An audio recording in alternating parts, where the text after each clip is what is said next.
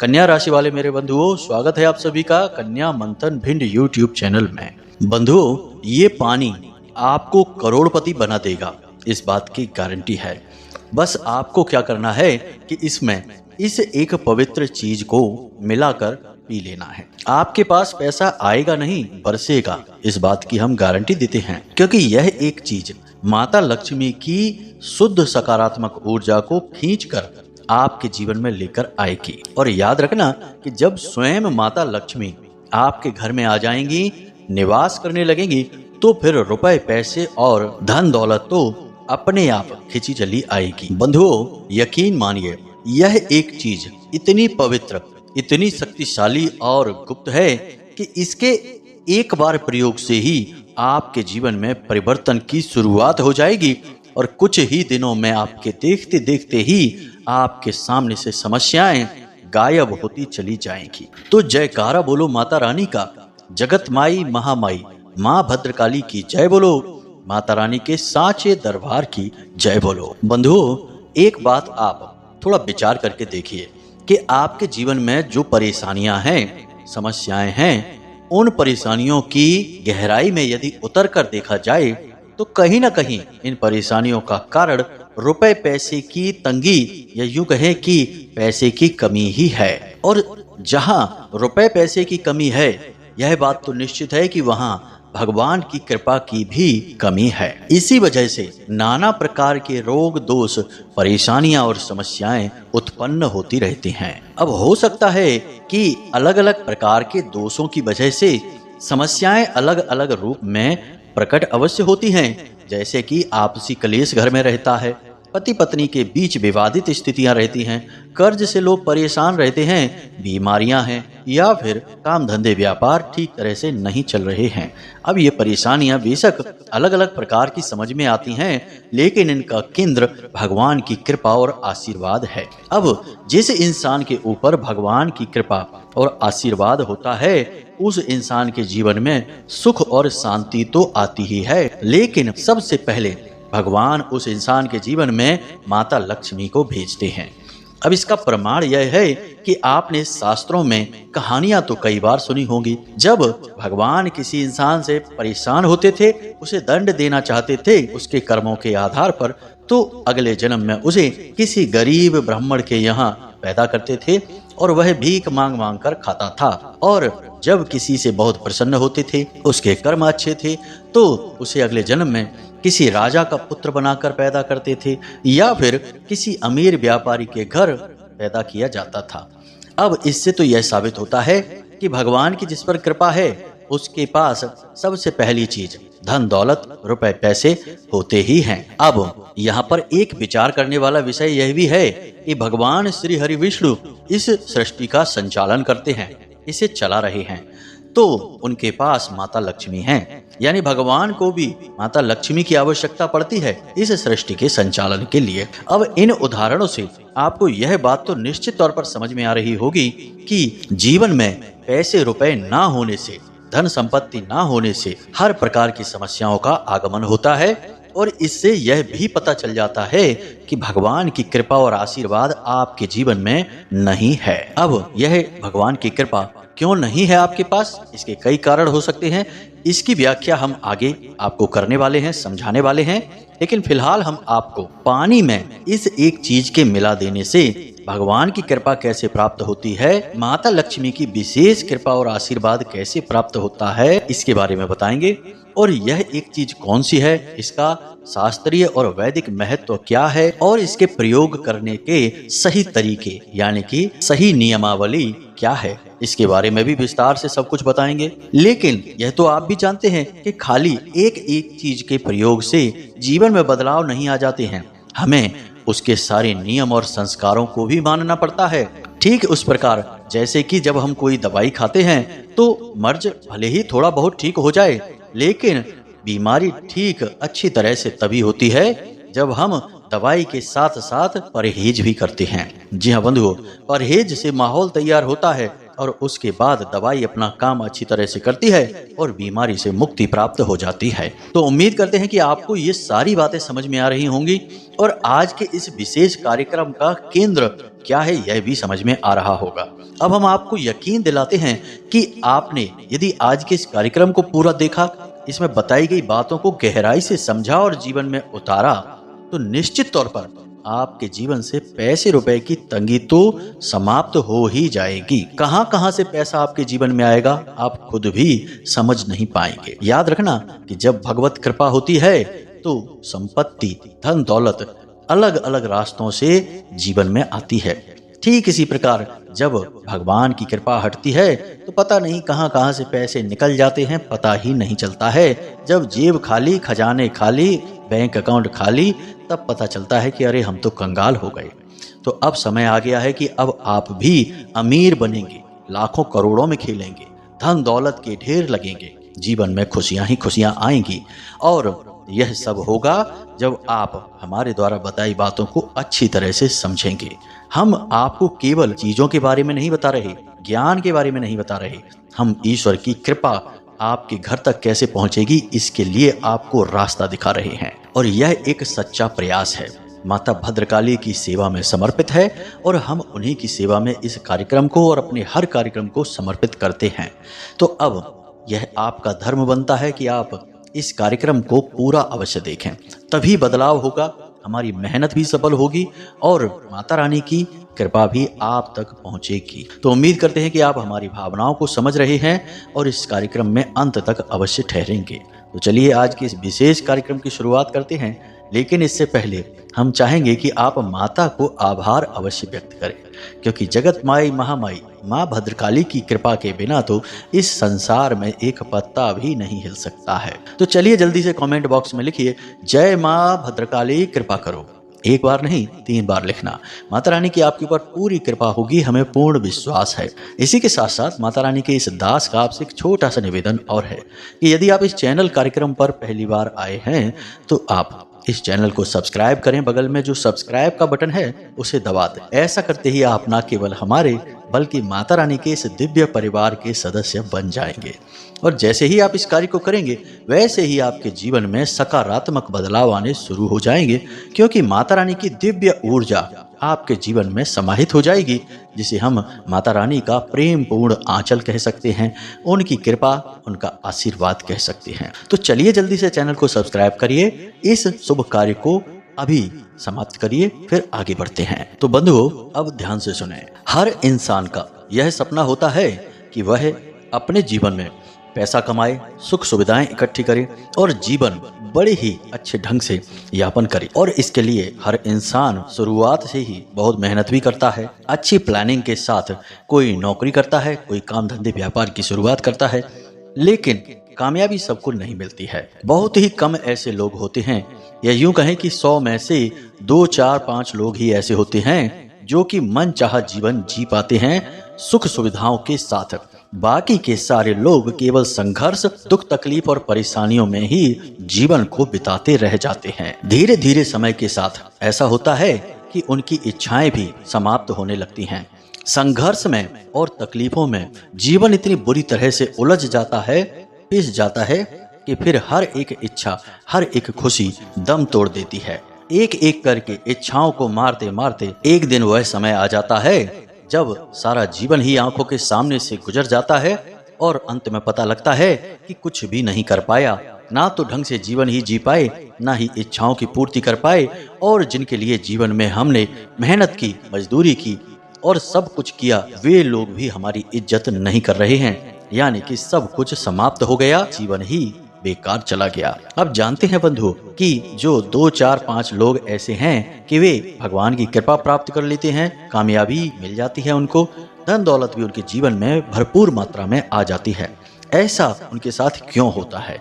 क्या वे भगवान के ज्यादा प्रिय होते हैं? क्या भगवान आपके साथ और उनके साथ भेदभाव करते हैं? आपको तो अपनी मेहनत का भी नहीं मिलता है, कभी कभी तो जो आपके हक का है वह भी अटक जाता है या आपके हाथों से निकल जाता है। जबकि यहाँ ऐसा भी होता है कि कुछ लोग जरा सी मेहनत करते हैं और दौड़ते हुए आगे निकल जाते हैं, दुनिया भर की धन दौलत कमा लेते हैं, कामयाब हो जाते हैं। ऐसा क्यों होता है? तो बंधुओं, इसका बहुत ही सरल सा जवाब है और हम आपको इसका जवाब कई बार पहले भी अपने कार्यक्रमों में दे चुके हैं और वह जवाब यह है कि नकारात्मकता। अब एक बात ध्यान से समझिए, आज का जो वातावरण है, जो समाज है, इसमें नकारात्मकता हर ओर फैली हुई है। आप खुद ही विचार करके देखिए, आज के समय में लोगों के चर्चाओं के विषय कैसे होते हैं, जिसमें कि किसी न किसी की खिल्ली उड़ाई जा रही है, किसी न किसी को नीचा दिखाया जा रहा है, किसी की बुराइयां चुगलियां की जा रही हैं। ऐसे विषयों पर लोग चर्चा करना पसंद करते हैं, लेकिन यह विषय तो नकारात्मक है। आज के समय में वृत्तियां लोगों की कितनी खराब हो गई हैं। समय को खराब करना, जुआ, शराब, वेश्यावृत्ति और तरह तरह के नशे आदि में डूबे रहना। औरतों की भी हालत कुछ ऐसी है कि उन्हें भी जब तक इधर की उधर बातें नहीं कर लेंगी, इसकी उससे चुगली नहीं कर लेंगी, या यूं ही दिन में एक आध बार किसी से झगड़ नहीं लेंगी, चाहे अपना घर हो चाहे पड़ोस हो, तब तक उन्हें भी चैन नहीं मिलता है। आज का समय वह समय आ गया है बंधुओं, जब बच्चे समय से पहले बड़े हो जाते हैं और घर वालों की सुनना बंद कर देते हैं। बुजुर्ग जैसे नहीं होते हैं, बचपना दिखाते रहते हैं, जरा जरा सी बातों पर तुनक मिजाजी दिखाते हैं और घर का माहौल खराब कर देते हैं। और जिनके ऊपर काम की जिम्मेदारी है, वे अपने काम को ठीक ढंग से या तो कर नहीं रहे हैं और या फिर करना चाहते हैं तब भी कर नहीं पा रहे हैं। यानी कहने का मतलब यह है कि आज का यह जो संसार है, पता नहीं कुछ ऐसा हुआ है जिसकी वजह से चारों तरफ से नकारात्मकता से घिर चुका है। इसीलिए आप कभी कभी न्यूज़ चैनलों पर भी ऐसी ऐसी खबरें देख लेते होंगे जिन्हें देखकर यकीन ही नहीं होता कि कोई इस प्रकार के अपराध कैसे कर सकता है। अत्यंत बीभत्स, अत्यंत नीच स्तर के आज के समय में अपराध होने लगे हैं। यह सब नकारात्मकता की वजह से है। अब यहाँ इतनी नकारात्मकता है समाज में, इसी वजह से इतनी परेशानियां भी हैं। अब यहाँ पर जिनके पास पैसे रुपए धन दौलत नहीं है, वे तो सुखी हैं ही नहीं, उनको तो 50 तरीके की तकलीफों ने घेर रखा है। लेकिन जिन लोगों के पास धन दौलत रुपए पैसे हैं भी, वे भी बेचैनी में जी रहे हैं, सुकून से सो नहीं पा रहे हैं, खाना भी खा नहीं पा रहे हैं। 50 तरीके की तकलीफों ने उनको भी घेर रखा है, क्योंकि उनका पैसा भी शुद्ध तरीके से उनके पास नहीं आया है और वे भी इस नकारात्मक वातावरण से प्रभावित हो रहे हैं। तो कहने का मतलब यहाँ पर यह है बंधु कि आपको अपने आसपास, अपने घर का संपूर्ण वातावरण सकारात्मक बनाना होगा। यदि आप यह कार्य कर पाने में असफल रहते हैं तो आप चाहे कोई भी उपाय कर लीजिए, कितनी ही पूजा पाठ कर लीजिए, आपके पास ना तो कोई सुख सुविधा होगी, ना ही आपकी मेहनत का आपको फल मिलेगा, ना ही भगवान की कृपा और आशीर्वाद आपको प्राप्त हो पाएगा।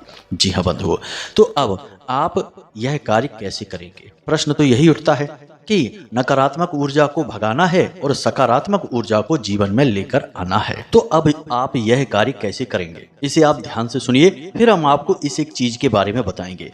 बंधुओं, यदि हम पहले ही आपको इस एक चीज के बारे में बता दें और आप इसका प्रयोग कर भी लें, तब भी इस बात के कम ही गुंजाइश है कि यह आपके ऊपर ठीक से कार्य करेगी, क्योंकि वातावरण तो नकारात्मक ही है। आप सकारात्मकता की एक गोली खा भी लेंगे तो उससे क्या हो जाएगा, वह गोली भी अपना कार्य नहीं कर पाएगी। तो आपको वातावरण सुधारना है।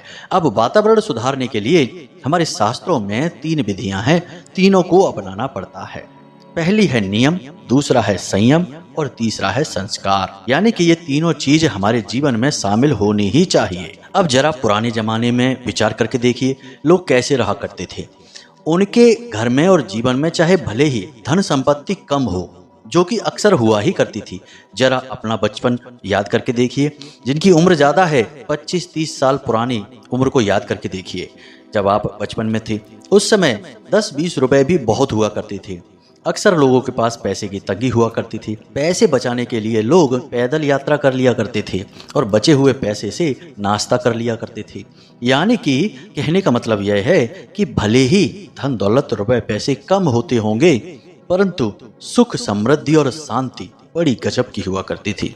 लोग चाहे खेतों में ही क्यों न सोएं, लेकिन नींद बड़ी अच्छी आती थी। जीवन चाहे भले ही कितना ही साधारण क्यों न हो, लेकिन शांति बहुत हुआ करती थी। तो कहने का मतलब यह है कि उस समय में चाहे कोई अमीर हो चाहे गरीब हो, सब एक जैसे थे, यानी कि सुखी, शांत और बेहद ही ऊर्जावान। जी हाँ बंधुओं, अब ऐसा क्यों होता था? पुराने जमाने के लोगों के अंदर ये 3 चीजें हमेशा गहराई से मानी जाती थी और उनके अंदर होती थी।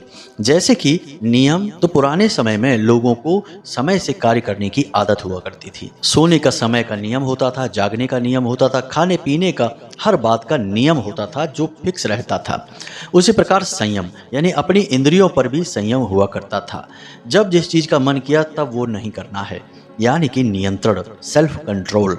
उसके बाद संस्कार, और संस्कारों की तो हम बताएं ही क्या कि पुराने ज़माने में कितने संस्कारी लोग हुआ करते थे। हर एक का सम्मान करना, बड़ों के सामने बड़ी ही सभ्यता के साथ बात करना, और बड़ों के अंदर भी संस्कार होते थे कि छोटे बच्चों के सामने क्या कहना है क्या नहीं कहना है। कोई गलत बात यदि कहनी है, किसी को कुछ अनाप शनाप ही कहना है और आसपास कोई बच्चे हैं तो उन्हें भगा दिया जाता था, बच्चों भागो यहाँ से। और जब बच्चे चले गए उसके बाद बात करनी है। तो बड़ों के भी संस्कार, छोटों के भी संस्कार। इसी वजह से शांति थी, सुकून था और वातावरण भी सकारात्मक था। एक इंसान को तकलीफ होती थी तो 10 हाथ आगे बढ़ते थे उसकी मदद करने के लिए। लेकिन आज आप विचार करके देखिए, सरेआम बीच बाजार भीड़ भरे इलाके में भी यदि किसी के साथ कोई नाइंसाफी कर रहा है तो लोग अपना मुंह घुमाकर चले जाएंगे, कोई किसी की मदद नहीं करेगा। यही तो है नकारात्मक वातावरण की भीषणता। अब आपको अपने जीवन में क्या करना है? इन 3 चीजों को अपने जीवन में लेकर आना है। नियम बनाइए। आप यूं ही जीवन को बस बिताइए मत, जीवन को जियो। हर चीज का नियम बनाइए। मान लिया कि आप रात्रि में रात तक जागते हैं, कुछ कारण होगा, कुछ काम होगा। सभी के पास तो नहीं होगा, लेकिन कुछ लोगों के पास ऐसा काम होगा जो रात्रि में ज्यादा देर तक होता होगा। तो आप रात्रि में देर तक जागिए, सुबह भी देर तक थोड़ा सो लीजिए, कोई समस्या नहीं है। रात्रि को 12 बजे तक 1 बजे तक जागे हैं तो सुबह 7 बजे तक जाग जाइए या फिर 8 बजे तक जाग जाइए। अब यह नहीं है कि दिन में भी 12 बजे तक सो रहे हैं। कोशिश आप यह करिए कि सूर्यास्त होने से पहले भोजन करिए, रात्रि को 9 या 10 बजे के बीच सोइए और सुबह 4 बजे जाग जाइए। यही सर्वोत्तम दिनचर्या है। इसी के अनुसार नियम का पालन होता है। अन्य चीजों के लिए भी अपने नियम बनाइए, जैसे कि समय से पूजा पाठ करना, समय से व्यायाम करना, समय से मंदिर जाना, समय से सभी कार्यों को व्यवस्थित करना, यानी हर एक कार्य को समय से करना। यही है नियम। उसके बाद संयम। संयम मतलब कि अपनी इंद्रियों पर नियंत्रण करने की कोशिश करिए। यूं ही कुछ मत खाइए, यूं ही किसी के साथ गप्पे मत हाँकिए, यूं ही किसी भी बात को मत कह दीजिए, यूं ही कुछ भी मत करने लगो। यह सब इंद्रियों के भोग हैं और इनसे आपके संस्कार क्षीण होते हैं, कमजोर होते हैं। तो अपने संस्कारों को मजबूत बनाने के लिए आपको अपनी इंद्रियों पर भी नियंत्रण बनाना पड़ेगा। जब आप अपनी इंद्रियों पर नियंत्रण बना लेंगे तो फिर अपने संस्कारों को याद करिए। हमारी हिंदुस्तानी परंपरा, हमारे रीति रिवाज, बड़ों के लिए सम्मान, छोटों के लिए प्रेम, पूजा पाठ, भगवान के लिए सम्मान, धर्म के लिए प्रेम, ईश्वर के लिए जिनकी हम पूजा करते हैं, भूल से भी उनके लिए ना तो कभी कुछ गलत सुने ना ही कुछ गलत बोलें। इन सब बातों को आप मानिए। आप यकीन करिए कि आप इस आचरण को करके देखिए, आप कुछ ही दिनों में अपने जीवन में परिवर्तन महसूस करने लगेंगे, क्योंकि सकारात्मक ऊर्जा की धारा फूट पड़ेगी आपके जीवन में। जी हाँ बंधुओं, ये केवल बातें नहीं हैं, ये जीवन को बदलने के महत्वपूर्ण कदम हैं। जी हाँ बंधुओं, यकीन मानिए, जीवन कोई खेल नहीं है, ये मजाक नहीं है। इसे गंभीरता से लेना चाहिए, क्योंकि एक बार यह हाथ से निकल गया तो दोबारा फिर नहीं मिलेगा। जो समय गुजर गया, हमने यूं ही बर्बाद कर दिया, वह वापस नहीं आएगा। अगर आ सकता तो दुनिया में लोग कितने हैं जो अपने समय को वापस मंगा लेते, पुनः जवान हो जाते। बूढ़ा कौन होना चाहता। बंधु, इन बातों की गंभीरता को अवश्य समझें। अब कुछ जरूरी कार्य हैं जिन्हें आपको नियमित तौर पर करना चाहिए, जैसे कि आपके घर के मुख्य दरवाजे पर सुबह और शाम जल का सिंचन अवश्य होना चाहिए और गाय के घी का एक दीपक अवश्य जलाया जाना चाहिए। दूसरा कार्य, आपके घर के जो ऊर्जा के क्षेत्र हैं, केंद्र हैं, उन पर ध्यान दें। जैसे कि घर का ब्रह्म स्थान हमेशा साफ सुथरा होना चाहिए, यानी घर के ठीक बीचों बीच का स्थान साफ सुथरा होना चाहिए और वहाँ पर माता तुलसी की स्थापना करनी चाहिए। अब यदि वह कोई कमरा पड़ जाता है तो कोई बात नहीं, तब भी उस कमरे को हो सकता है खाली रखें, आप जितना रख सकते हैं, और साफ सुथरा रखें। अपने घर का ईशान कोण यानी पूर्व और उत्तर दिशा के बीच की जो दिशा है उसे बिल्कुल साफ सुथरा रखें, खाली रखें, और वहाँ पर एक बेलपत्र का पौधा स्थापित करें और शिवलिंग को वहाँ पर लाकर रखें। इसी प्रकार घर के वायव्य कोण में, यानी कि आपके घर की जो उत्तर दिशा है और पश्चिम दिशा है, इसके ठीक बीचों बीच में वायव्य कोण होता है। इस दिशा में आप धन का एक कटोरा रखें, कांच का एक कटोरा लें, उसमें सिक्के भर दें ऊपर तक पूरे, और उसके बाद पूरा जल भर दें और सिक्के को उसमें डुबा दें। इस कटोरे को आप वहाँ रखें और हर 3 दिन में इस पानी को बदलते रहें। इस पानी को निकालकर अपने घर के दरवाजे पर सिंचित करें और नया पानी इसमें भर दें। इसे धन का कटोरा कहते हैं। इससे माता लक्ष्मी प्रसन्न होती हैं और पैसा चुंबक की तरह खिंचकर आपके जीवन में आएगा। इसी के साथ साथ बंधुओं, आप अपने घर के हर एक कोने में एक एक लौंग का जोड़ा रखें, यानी 4 कोनों में 4 जोड़े हो गए। अब हर 3 दिन में आप इन जोड़ों को इकट्ठा करें और अपने घर के दरवाजे के बाहर थोड़ा सा कपूर लें किसी कटोरी में या प्लेट में और उसके ऊपर इन लौंगों को रखकर जला दें। इससे आपके घर की संपूर्ण नकारात्मकता बाहर निकल जाएगी। साथ ही साथ अपने घर में जो पानी होता है पोंछा लगाने वाला, उस पानी में थोड़ा सा नमक अवश्य मिलवा दें, समुद्री नमक मिलवाएं। आप जिस पानी से स्नान करते हैं उस पानी में भी थोड़ा सा समुद्री नमक और थोड़ी सी चुटकी भर जरा सी हल्दी अवश्य डालें। इससे आपके ऊपर की नकारात्मकता, आपके घर का नकारात्मक वातावरण सब समाप्त हो जाएगा। और एक बात बंधु, हफ्ते में एक बार जिन भी देवी देवता में आपकी आस्था है उनके नाम से, उनके किसी विशेष मंत्र से एक हवन अवश्य कर दिया करें। हवन इतना शक्तिशाली होता है कि इसे सीधे देवता ग्रहण कर लेते हैं। हर एक आहुति देवताओं के लिए होती है और देवता अत्यंत कृपा करते हैं जिस घर में हवन होता है। तो हफ्ते का एक दिन आप रखिए जिस दिन आप हवन करिए। मान लीजिए माता भद्रकाली में आपकी आस्था है तो माता रानी के नाम से हवन करिए, शनिवार के दिन करिए रात्रि में। अब आप इस हवन को करेंगे, इससे आपका घर पूर्ण रूप से शुद्ध सात्विक हो जाएगा, आपके जीवन में भी सकारात्मकता आ जाएगी। इन कार्यों को जब आप करेंगे और हमने जो आपको 3 बताए नियम उनको भी मानेंगे तो फिर आप तैयार हो चुके हैं। अब आप उन लोगों में शामिल हो गए हैं जो कामयाब होंगे हर हालत में। जिस काम को करेंगे उसमें सफलता मिलेगी, हर मेहनत का पूरा फल मिलेगा और दुनिया की कोई भी ताकत, बुरी से बुरी ताकत आपका बाल भी बांका नहीं कर पाएगी। अब हम आपको बताने जा रहे हैं उस एक चीज के बारे में जिसे आपको जल में, पानी में मिलाकर पीना है। कैसे पीना है, कब पीना है, सारी बातें बताएंगे। और एक क्रिया है जिसे करना है, फिर आप उसके चमत्कार खुद महसूस करेंगे और हमें कमेंट करके अवश्य बताना कि आपको इसका क्या लाभ हुआ। तो बंधुओं अब ध्यान से सुनिए। बंधुओं, जब आप सुबह सोकर जागते हैं उस समय यह क्रिया आपको करनी है। सुबह के समय आप एक लोटा, एक कोई बड़ा बर्तन पानी का, इतना पानी उसमें डालें जितना आप एक बार में पी सकते हैं। सुबह के समय तो लगभग सभी लोग अधिक से अधिक पानी पीते हैं। इससे शरीर भी शुद्ध होता है और बीमारियों का भी नाश होता है। तो अगर आप इस नियम को नहीं मानते हैं तो आज से चालू कर दीजिए कि आप जब सोकर जागे तो एक बड़ा बर्तन भर के पानी पूरा पिएंगे, खाली पेट, बिना कुल्ला किए, बिना कुछ भी किए, सीधे बस आप उस पानी को पिएंगे। अब आपको उसी पानी में इस चीज को मिलाना है। तो इसे ध्यान से सुनिए, क्या है यह चीज। इसके लिए आपको क्या करना है कि एक दिन पहले रात्रि में अपने पूजा घर में जाना है स्नान आदि करने के बाद, और माता लक्ष्मी या भगवान श्री हरि विष्णु की जो साथ में उनकी फोटो है या अलग फोटो है, उस फोटो के नीचे आपको तुलसी की एक पत्ती रखनी है और उस पत्ती पर आपको थोड़ी सी केसर या फिर हल्दी लगा देनी है। अब यह क्रिया आप कैसे करेंगे इसे आप ध्यान से सुनिए। स्नान आदि करने के बाद आप अपने पूजा घर में तुलसी माता से एक पत्ती लेकर गए हैं। याद रखना कि तुलसी माता से पत्ती आपको सूर्यास्त के बाद नहीं तोड़नी है, सूर्यास्त से पहले तोड़नी है। और पत्ती हम यूं ही नहीं ले सकते, इसका भी संस्कार है। तो माता को एक सिक्का अर्पित करेंगे, चाहे वह 2 रुपए, 5 रुपए, 10 रुपए, चलने वाला सिक्का होना चाहिए, खोटा नहीं। तो आप माता को एक सिक्का अर्पित करेंगे और उनसे निवेदन करेंगे कि माता रानी, हम इस कार्य के लिए आपसे एक पत्ती लेना चाहते हैं और हम चाहते हैं कि आप अपनी कृपा इस पत्ती के साथ हमें दें और हमारा कार्य सिद्ध होने में हमारी मदद करें। आपको यह कहकर माता रानी से एक स्वस्थ पत्ती लेनी है। पत्ती टूटी फटी ना हो, दाग ना हो, बड़ी हो और साफ सुथरी हो, ऐसी पत्ती आपको ले लेनी है। और अब आपको क्या करना है कि इस पत्ती को ले जाकर अपने पूजा घर में माता लक्ष्मी और भगवान श्री हरि विष्णु के चरणों में रख देनी है। और इस पत्ती में आपको थोड़ी सी हल्दी लगा देनी है, हल्का सा गंगा जल इसके ऊपर छिड़क देना है और उसके बाद गाय के घी का दीपक माता रानी के सामने जलाना है। और माता रानी के सामने खड़े होकर ही आपको माता रानी के इस दिव्य मंत्र का 11 बार उच्चारण करना है। मंत्र आपको मोबाइल की स्क्रीन पर भी दिखाई देगा, जरा इसे ध्यान से सुने। मंत्र लंबा अवश्य है लेकिन बेहद ही प्रभावशाली और शक्तिशाली है, तो ध्यान से सुने। ओम श्रीम ह्रीम श्रीम कमले कमलालये प्रसीद प्रसीद श्रीम ह्रीम श्रीम ओम महालक्ष्मी नमः। मंत्र एक बार फिर से ध्यान से सुनिए। ओम श्रीम ह्रीम श्रीम कमले कमलालये प्रसीद प्रसीद श्रीम ह्रीम श्रीम ओम महालक्ष्मी नमः। इस मंत्र का आपको कम से कम 21 बार जाप करना है। अब गिनने की आवश्यकता नहीं है, बस यूं ही आप बोलते रहिए, अंदाजा लगा लीजिए। माला नहीं करनी है, बस मंत्रोच्चारण करना है।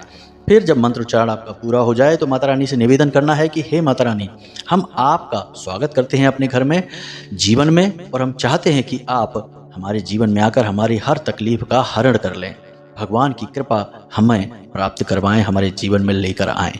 इस तरह से निवेदन करें और उसके बाद जब आपका मंत्र जाप हो जाए तो फिर आप उस पत्ती को उठाएं और उसके बाद उस पात्र में उस पत्ती को डाल दें रात्रि के समय ही, और उसे ढककर अपने सिरहाने रख लें जहां आप सो रहे हैं। और उसके बाद आप बेफिक्र होकर सो जाइए। जब सुबह आप सोकर जागेंगे तो उसी जल को आपको पी जाना है, पूरा पी जाना है। उस जल को बिल्कुल भी फेंकना नहीं है। और वह जो पत्ती आपने उसमें डाली है, उस पत्ती को भी आपको खा लेना है, चबा जाना है। इस प्रकार से आपकी यह क्रिया पूर्ण हो जाएगी। अब इस क्रिया का प्रभाव आपके ऊपर क्या रहेगा? पहले ही दिन जब आप इस क्रिया को करेंगे तुरंत आपकी मानसिकता बदल जाएगी, यानी कि माता लक्ष्मी की कृपा आपके जीवन में आएगी, भगवान की कृपा आपके जीवन में आएगी।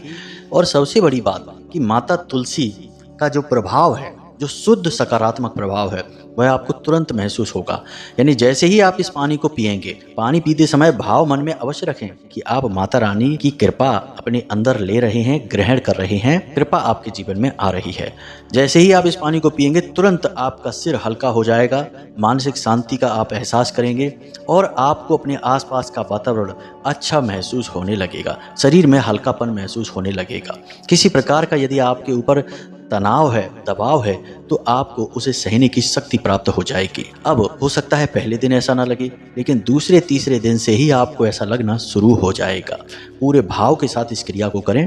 क्रिया सरल अवश्य है, लेकिन बेहद ही शक्तिशाली है और प्राचीन है।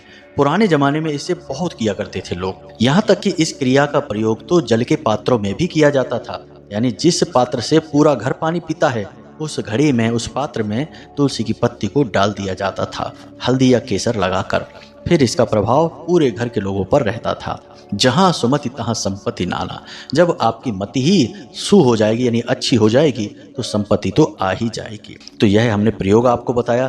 पूरा जीवन को व्यवस्थित करने का तरीका आपको शास्त्रों की विधि के अनुसार बताया, प्रमाणों के साथ। अब यदि कोई प्रश्न आपके मन में उठता है तो आप बेफिक्र होकर कमेंट करके पूछें या फिर डिस्क्रिप्शन में दिए गए व्हाट्सएप नंबर पर मैसेज करके पूछें।